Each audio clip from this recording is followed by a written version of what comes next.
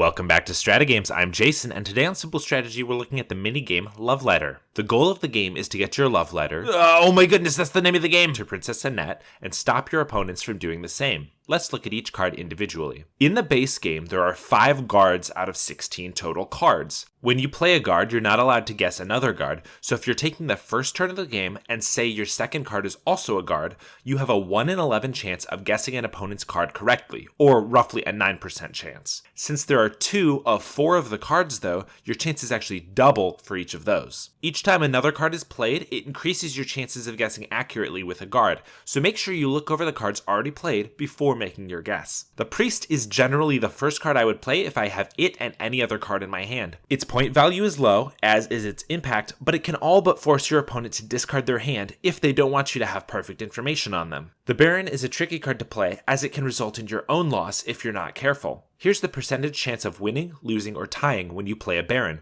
given that it's the first turn of the game. To determine these percentages, I took the number of cards you could beat based off each card you might be holding. Generally, I like to only use a Baron with a Prince or higher, but a Handmaid still has at least a 2 1/3 chance of not losing. Speaking of Handmaids, they're powerful. Not a lot to say. You can use them early to protect from willy-nilly guard attacks that often crop up at the beginning of the game, or you can save them for a round or two so that you can be protected when it's a little bit more important, maybe because you have a higher value card in your hand. Princes, I usually like to use offensively to oust a princess, or if I think someone is holding a higher value card. But if someone knows you have a prince and then you draw a low impact card like a priest, I might consider playing prince and ditching my own card in hopes of drawing a higher valued card. The king is bad. It has a high value, which is the only good thing about it. Don't be fooled by the power of trading hands in other card games. In Love Letter, all you're usually doing is giving your opponents full knowledge of your hand and then passing the turn to them. If they draw a guard, it's lights out right there. The Countess, on the other hand, is pretty decent. Second highest point value in the game, and only time you're forced to discard her is when you have another higher value card.